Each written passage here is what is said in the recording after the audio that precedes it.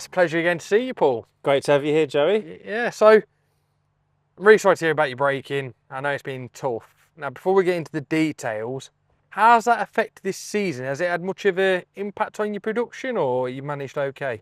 Well, it's been a real struggle, to be honest. Couldn't have happened at a worse time, sort of mid-November, just as we were sort of really starting to ramp up. We probably haven't lost much business, but we've had to work a lot harder to deliver the business we had. Yeah. And it's been a big distraction, sort of, for me, running the business, having to kind of work out how to address the vehicles, the insurance, replacing all the stuff that was lost. So for a lot of people, including myself, and I'm sure you did as well, there was a massive November rush. How difficult was that? Like, because did this happen mid-November? Did you just say? Yeah, so this happened just before the November rush. Right, got you. So actually, we were in a little bit of an early November lull at that point. Okay, yeah. Like after a busy October, and so if anything, we had like a couple of days in that lull to get ourselves a temporary vehicle, work out how we were going to run with just one vehicle because we normally run two, reschedule everything, and get back out there. So we had 2 days where we had no deliveries. And funnily enough, one was a scheduled no delivery day because it was in the lull. Yeah. And then the next day we had to reschedule everything. But we managed to get back up and running. And then as things started to pick up, we were able to compete again, or sort of to deliver, using the temporary vehicle that was very kindly lent to us by somebody else.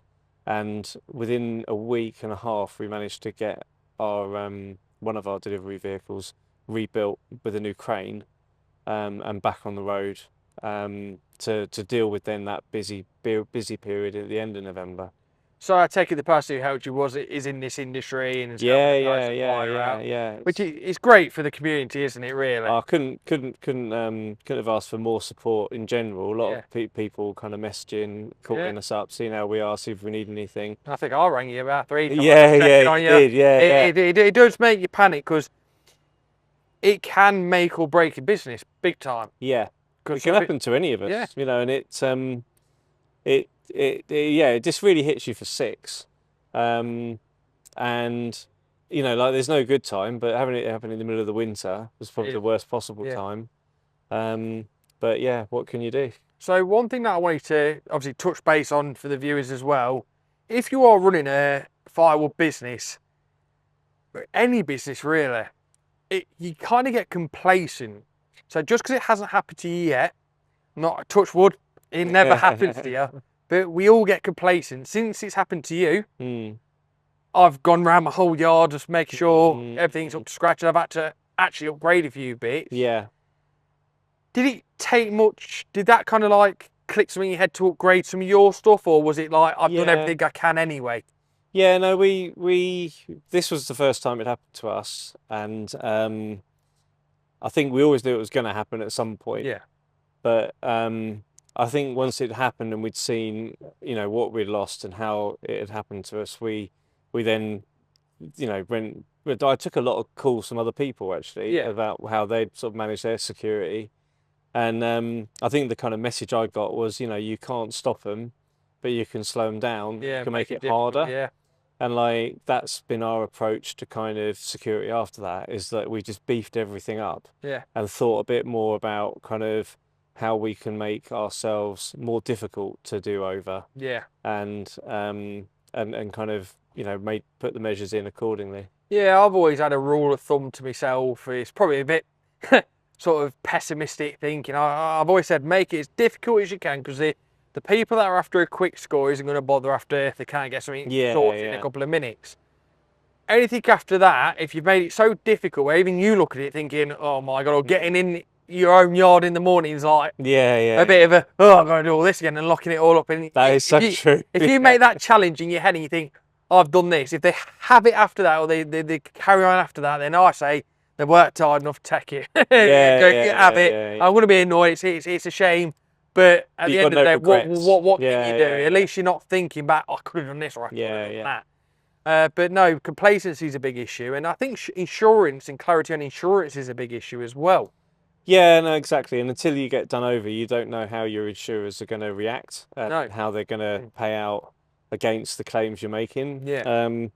And we had 2 vehicles nicked, and both were recovered, but had like substantial damage. Yeah. So both were covered, and the insurance covered it. That was fine. But the arguments we had with them about getting them repaired, because one was a custom built vehicle. So we'd insured it for the right amount of money. Yeah. But they looked at it as, it's just a sort of 7.5 ton delivery vehicle. Yeah. You can get one of them for such and such. But they valued it about half what we'd insured it for. Yeah. And it took a lot of arguments with them to kind of get them to recognise that you can't just go out and buy a custom built delivery vehicle for logs with a crane on it. There's nothing out there at the moment that kind of is available. So you have to go out. We've ended up getting both of them repaired and back on the road, because the alternative for us would be able to go and source a brand new vehicle. Yeah, it's difficult. So what a lot of people don't know about me, maybe you don't, my hobby's Ford Rangers. I've come down in a different one today. I have a collection of anywhere between 07 all the way to 2011. In my opinion, they're the golden era of less problems, absolutely brilliant Rangers. I think they look great. So many modifications you can do. We don't really use them for delivery. So the one I've got a tail lift on it out there. That's for what you call emergency deliveries. Let's just say one of your drivers is stuck out. By the time he's come back and gone back out there, it's going to be mega late. Let me just quickly hop in or send someone out with that vehicle to drop 2-3 bags. Great. On the other hand, though, probably about 2-3 years ago, we took out one of my Rangers with a trailer on. We'd never really sell loose, but someone insisted that they wanted loose. I said, yeah, no problem. We pulled up at, let's say, a giveaway junction, and a van reversed round the back of the corner. Luckily enough, I had it on camera. He tapped it. I wasn't too bothered. He was so defensive. He was like, you're moving this and the other. I said, no. I said, I've got it on camera. Look, we'll sort it out. Long story short, they decided to go the insurance route. I wasn't bothered because he did no damage to my vehicle whatsoever. I think might have been a tiny dent on her wing. Long story short, insurance wrote it off. Straight away. I said, why? I said, I'm not claiming. He went, no, it's a write-off. It's not safe. Structural damage. So it's all spot welded. So it's bolted. I sent you pictures. You had an assessor. Great. How much are you paying me out then? We'll give you 800 quid. Yeah. I said, please. Immaculate. So I paid more for that. So you buy scrap more for that. And then we were back and forth. And it took 1.5 years to get settled. And eventually, I think I got about $3,000 in the end. But the moral of the story is you just got to keep fighting. Stand your ground. Well, that's what you said to me when I spoke to you about it shortly afterwards. But the one thing, the difficulty, and this is sort of, what everyone else will find as well, it's like, you're under a lot of pressure. Yeah. Because you've lost your vehicle. We were lucky. We managed to cobble together sort of, a way of recovering it. But a lot of people will be like, right, I need the insurance to pay out to go out and go and buy myself a replacement vehicle. And so what they do is they'll give you a silly offer or like their first offer, and you'll be like, oh, that's terrible, but I need to take it because I need to get on and crack on with what I'm doing. Yeah. So kind of they rely on that kind of, need to move quickly to get a better deal for themselves.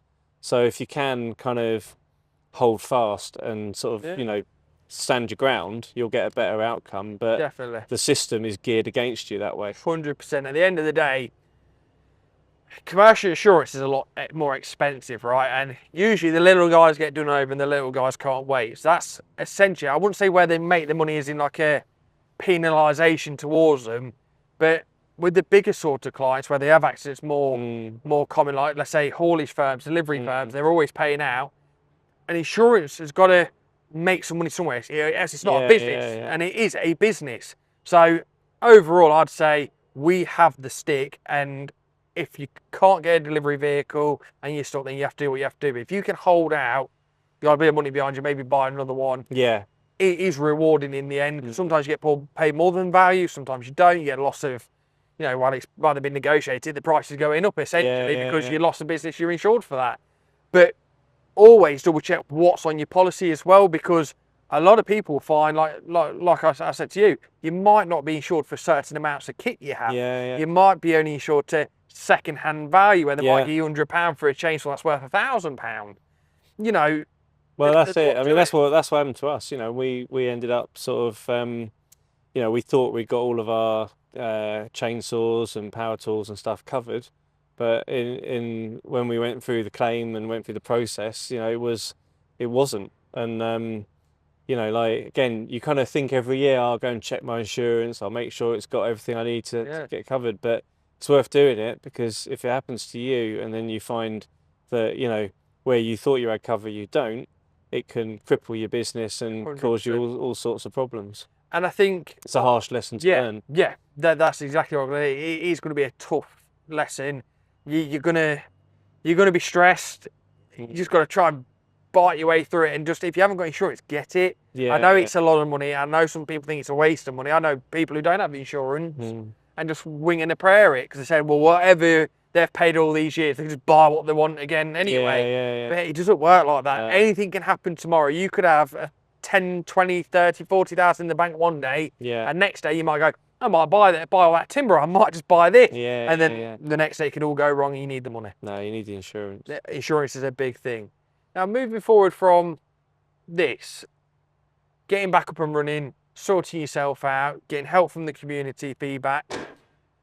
How are you getting on this season? Yeah, good, actually. It's been a good season, yeah. Yeah, it's been a bit of a strange one. It's been sort of up and down. Sort of we had a busy start to the end to the summer. Yeah. And then you know, busy sort of mid-October. Just a bit of a lull early November, which I think everyone had because it was too warm. And then you know, we're flat out in the run up to Christmas, and sort of the next 2.5 weeks or however long before this video comes out. Yeah. Is you know, it is just like, you know, the make or break of the season. And so far, yeah, we're doing all right and keeping up with it. So just for the viewers, this is the first week of December. Yeah. It's hard to work out, because it's kind of, this year's just gone like that, and to think it's the 5th, I think it is. There's 20 days till Christmas. Yeah. And some of them are weekends, and you're clamping down. And, Yeah. And I've always said that the cycles are changing. Mm. And me personally, this year, I worry about lots of stuff, right? And I've always been like, well, make sure we do that. And we end up exceeding anyway. And I think that worry is what makes my business do well for me. Yeah. I'm seeing a change in pattern over the last couple of years. Because the standard, which is quite rightly so, is dry wood, you're not seeing as many people as before stocking up. Yeah. With the introduction of kiln dried and, you know, the government schemes to make sure everything's all dry. But the same with wholesale as well. A lot of wholesalers aren't stocking up, whether you're a farmer, whether you know, it's a side earner at the start of the year like they used to, ready for the end of the year. They're literally ringing, for me, when I do wholesale, ringing me up in December, end of November, right, I need 3-4 Arctics next week. What can you do for me? You know, and I see a big change in this year. It's been, like, as you just said, waves. It goes low, then more than anything, and then low, then massive again, and it averages out to better than what you did last year for me anyway. Yeah.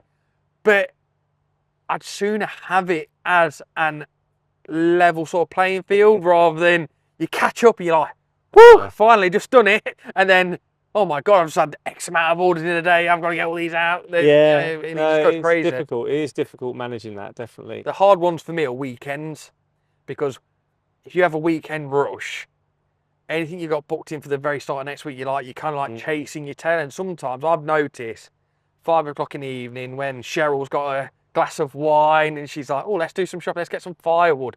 And then they do. And you get loads of people who do purchase online overnight. I think last weekend we had incredible sales. Yeah. The logistical side on Monday was a big stress. And then you kind of level it out again. Yeah, well, I think the thing that we try and do, because I mean, it generally, you know, apart from you know, the 4 or 5 weeks in up to Christmas, we're able to manage things and do deliveries a week, no more than a week after the orders made. This time of year, that can kind of stretch out for a couple of weeks. And what we do on the retail side is we try and flag that very Yeah. clearly on the website. So we've got in our FAQs for delivery, normally it's 1 to 2 weeks. And in the run up to Christmas, once we start going sort of up to 10 days, I'll stick it on the website in big bold letters. Yeah. Delivery is now from this date. Yeah. And I can even like set the website up so they have to tick a box to say I understand it will be up to sort of 10 to 14 days. And what I found that works quite well. And then obviously, but that's because our regulars know that as well. So they know that if they order this time of year, they're going to have to wait. I think it's the non-regulars, the new customers that I'm seeing. That I've had people ring up on a Sunday asking for it same day. Yeah. So, Can I come to your yard and collect? Sorry, I'm having my Sunday right. Oh, they want it delivered. Thought it was Amazon or something. So it's crazy. And this is one of the reasons I do these videos, because I know a lot of people in my group do check out these videos. I put little reels up of them. I do think from the feedback and getting the kind of learning what goes into behind the firewood, because I honestly think with the way the world's gone with your Amazon, with ordering online for your shopping, everything's online based. A lot of it, retail stores are going downhill. They're trying to kick them back up again. I think they forget that this is as long as you're not importing, this is technically a hand-produced product. Inside your area, and it's a local it's a local business. So at the end of the day, it's not going to get packaged and sent that hour like you can in some of these warehouse factories where they've got loads of people working. I think it's a very traditional way of heating, and it's not on demand like gas. No. And I think the people who switch over to log burners, especially nowadays where some of it's a novelty, some of it's for heating, you got that mix of people, it's like they don't understand it as well, I don't think, and I think this is going to help them. It's one thing, it's like what you were saying in your video the other day about timber grading and buying timber. Yeah. For people who are buying logs for their log burners, it's the same thing about timing. Best time of year to buy wood is the summer. Yeah. You get the best product, the best service. You're doing your local firewood producer a favour, because helping them with their cash flow. You'll often get the best deals then as well. Yeah. But you order it 2 weeks before Christmas, and everyone's running flat out, and it's much harder. And I do think that does take a lot of the responsibility, but I think ourselves as an industry, there are a lot of people with customers who do import, buy wholesale, and don't process anything themselves, or process a bare minimal. I've got a few tree surgeons that process what they get in a year. Once it gets to a certain part in the year, they run out. They go, right, I haven't got any more dry stuff, so I'm gonna have to buy it in, which is great. But if they can't get hold of that, what I find is, if you did all the best prep work in the world and you go, right, I'm ahead this year, I'm going to process 20-30% more than I did last year just for any extra customers, all it takes is 2 of your local suppliers, even one sometimes, to go, sorry, I've run out. And that, like this year, we were having people run out around us in September. Yeah. And I thought, wow, I know it was a good September, but wow, how do we plan for that start of the year? Because sod's law, next year, we'll process double what we did last year, and then maybe be left with a bit. You never know. It's hard to manage that balance of overworking and cash flow and stock to... The only thing I'd say is, you do every year is a sort of a new learning curve. Yeah. And then the following year, you're better prepared. You better understand how it could work and what your boundaries are and what you're prepared to do. Yeah. I think, and what you can do. And that's sort of that's the thing about a cyclical seasonal business, is that sort of, you're always looking to next year. How many times have we talked about, next year? I know what I'm doing next year. Next year will be so much better than this year. Every year you say that. On that point though, when, realistically in your head, right, we always say it, when do you actually start planning for next year? Honestly, when properly going, pen on paper, I'm doing this. I plan for the next Firewood year, starting April, in September. Yeah. I'm kind of, because by then I've done everything I can do that summer for the coming season. Yeah. And so, there's always that kind of, I can do certain things now and that'll affect this season, but what will I want to do next year, and how will I do it differently, and what is that run up into next year looking like as well? Will I have any stock left? Will I be empty, by the time we get to the end of March, or or will and where's the timber coming from to make all the stock for the following year? Yeah. So do you purchase timber for next year already? Have you got a good stock, or do you start doing that in the new year? We're always purchasing timber Yeah. whenever it becomes available. Yeah. Sort of, like you're saying in your video, and it's like you got the right type of grade, the right price, the right location, so it's not paying too much transport. Then we buy it, and we'll store it because we've got plenty of space, and then we'll run it down, and buy more. But so we buy all through the year, but based on whenever it becomes available at the right price. So with me, I've already got a stock from the woodland that I'm working in at the minute. We are still buying in timber. Probably don't quite need that much at the minute, but we are still buying it in, as you just said, when we get a good offer. I think next year's going to be an interesting year. I've tried to plan for it, but so far my plan in my head's changed a little bit since. So a lot of the ash that's come out has gone for chip biomass, and a lot of it's gone for logs, don't get me wrong.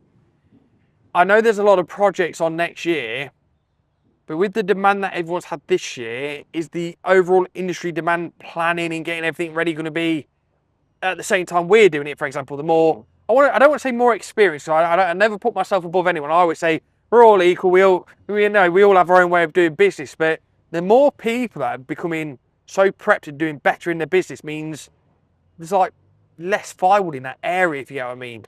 And I just worry about how is it going to be for timber mid-year. How is it going to be for sales end of next year? Oh, mate, we always worrying about something. Yeah. My girlfriend's always saying I've either not got enough orders, or I've got too many orders, or I've got too much cord, or not enough cord.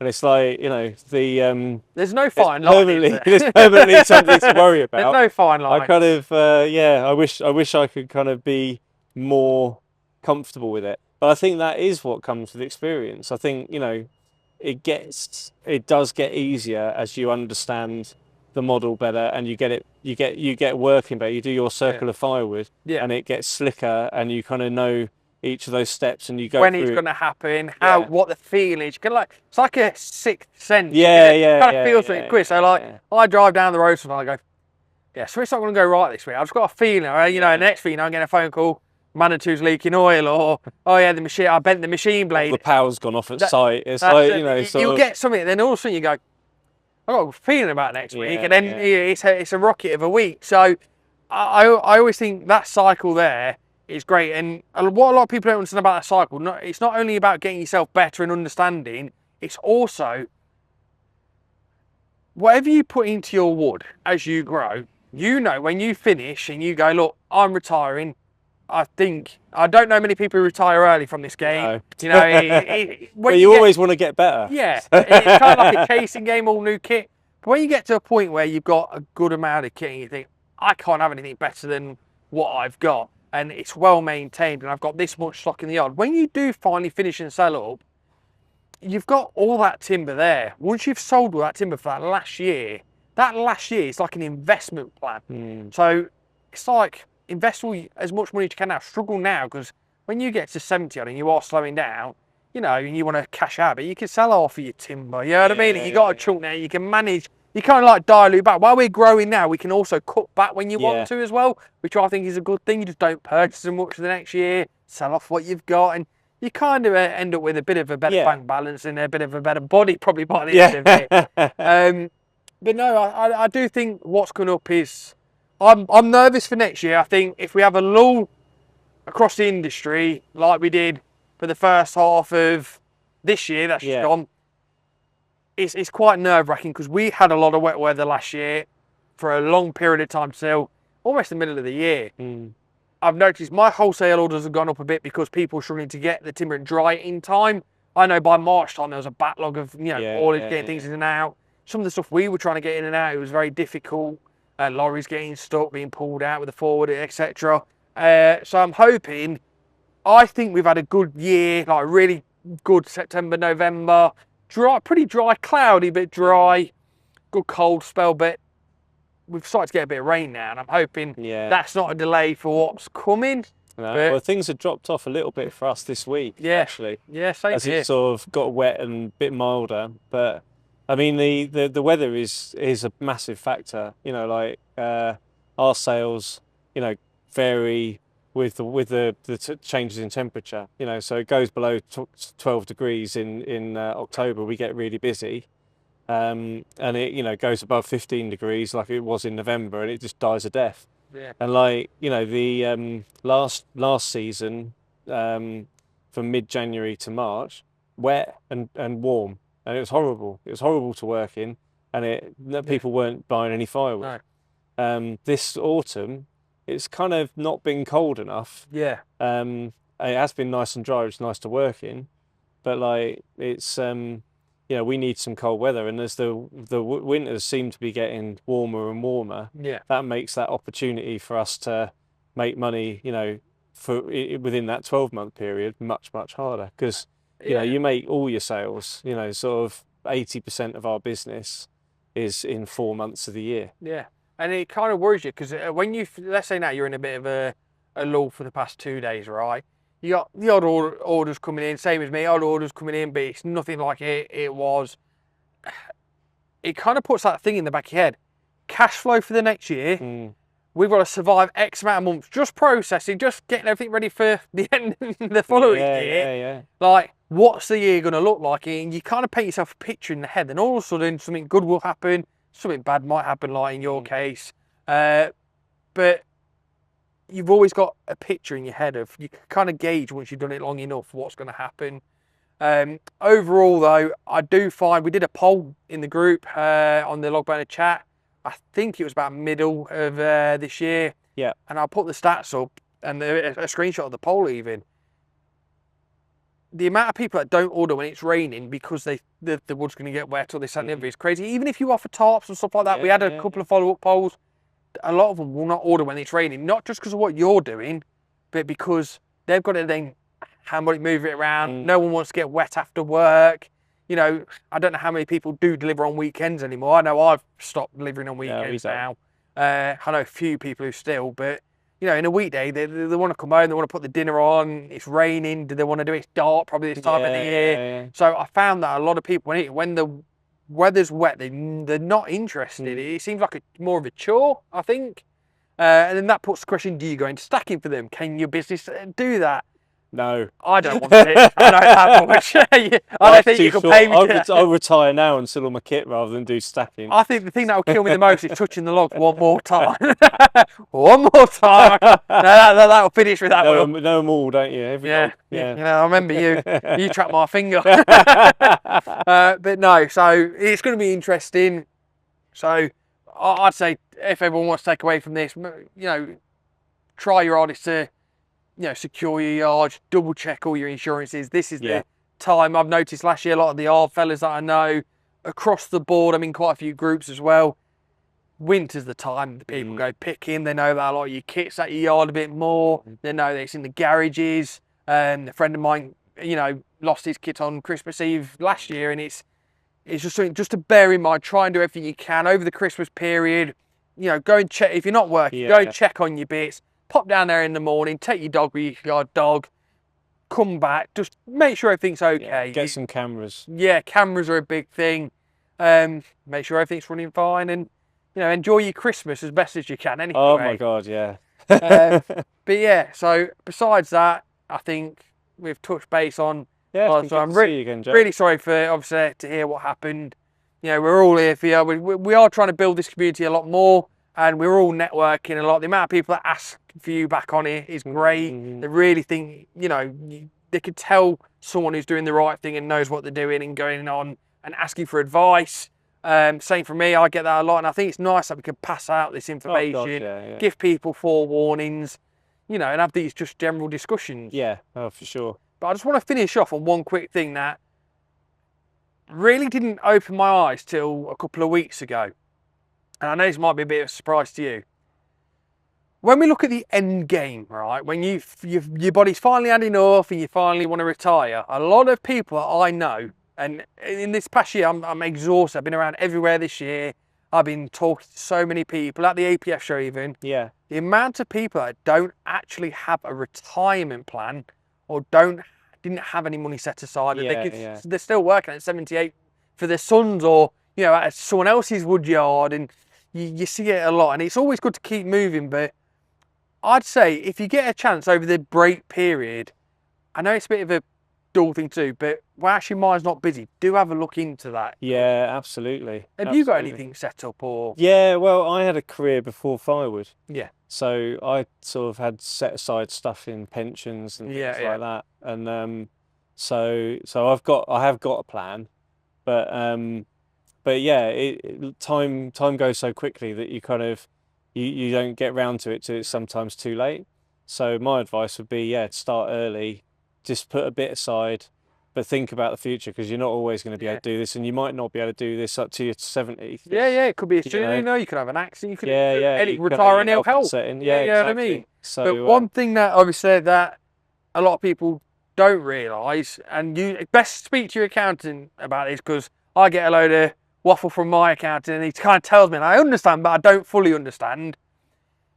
Some private pension schemes are tax deductibles. Yeah. So essentially, almost all of them are. Yeah. That's the. I didn't want to say all of them because I'm not 100% sure, but definitely talk to them. But essentially, instead of giving all your money to the government, you kind of put it back in your own pocket at a later date, like a savings account. So it is worth setting to me a healthcare plan as well. They're tax deductibles. I've got a private healthcare plan. Yeah.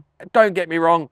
I give the NHS all their due and everything like that, but in this industry, if you have your time off for a long period of time, that can really affect your business. And no, I think it's. I mean, funnily enough, you say that because I had a back operation back in April, like quite a serious one. But I had that done through my girlfriend's healthcare cover. Yeah. She had healthcare through her company, and I paid into her scheme.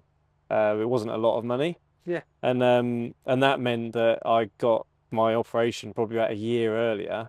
And I was sort of, I was able to work up until I had the operation, and I was back at work 3 weeks later, and so yeah, I think healthcare is actually a good idea when you're kind of in our line of work, and when you're your own boss. Yeah. Like that time that you might be out or sort of you're not at full capacity could really impact you. I had a massive issue a few years ago, and I mean it was to the point where I didn't know what I could do with my arm. So my left arm, and essentially I love the sport of boxing. I boxed since I was 9 years old, probably 10 years. Nothing spectacular, but I really, really enjoyed it, travelling around, seeing people and, fighting here and there, sparring sort of thing. Yeah. Nothing professional. Anyway, as I was getting less and less and less, I noticed it because of my shoulder. I thought, I'm overdue work and this, and back then I had splits. I didn't have big processes. I thought I might be overdoing it, so I went, right, I'm going to put that to rest, focus on career. That's what I need to do. I did that, and it got worse and worse and worse. And I remember, and my lad Jake, he's going to watch this. He will remember, right, me sitting in a vehicle. Every time I breathe, it like a sharp stabbing pain across the heart. I'm like, probably have someone get me some whiskey and a cigarette or something. I'm dying. I'm going out with a good priest. Literally just sat there in the car. And I remember I couldn't move or breathe. And that was kind of a wake-up call. So I thought I was literally about to have a heart attack. It was such a bad pain. I thought, wow, I didn't smoke. I was pretty healthy at the time. I'm thinking, well, what's going on here? Went to the NHS. I give them the due. They did brilliantly. The issue is they didn't pick up on the issue. I was backwards and forwards for 4 years. 4 years. And they left me on codeine tablets. Yeah. And it doesn't do very well for your body system. I always felt tired. Yeah.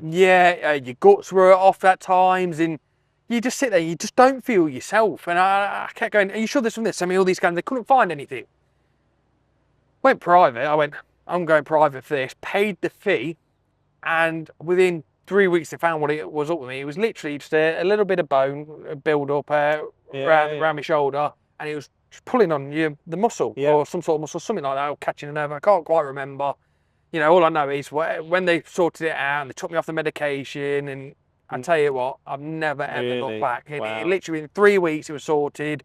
no recovery time. I was fine. I felt strong again. I felt myself, and it really changed your mood and the way you look at your business as well. I was happy to be working. As everyone knows, I love working. Put a chainsaw in my hand. That's the main thing I think about. I have an injury. Can I chainsaw again? Can I use my logs again? Yeah. Can I do? But no, private healthcare can speed things up. Because I dread to think about the amount of things I couldn't do in them 5 years. I struggled with delivering, but I didn't have anything back then really, like dragging things off and handballing things. It was a big struggle. So. Well, I must admit, I didn't think this chat was going to turn into an advert for private health insurance. No, I didn't either. But I think these are good things to pick up on because you never know what's around the corner. I think it's right. I think it's a bit of a pessimistic view on it, but. Mate, a few warnings. Make sure you're secure. Make sure you got insurance. Think about your future. Think about your future. Get everything sorted because this is the time of year to do it. Because you'll say you do it next year, and then you get busy again mid-year and towards the end of the year, and then you don't do it. It took years for me to sort everything out. And I guess it has for you, essentially. Yeah, absolutely. Yeah, but too right. Again, it's an absolute pleasure seeing you again, Paul. Lovely Thank to you very see you, much, Joey. And I look forward to seeing you next year. Yeah, look forward to it too, mate. Good luck with the rest of the season. Yeah. Thank you very much. Cheers.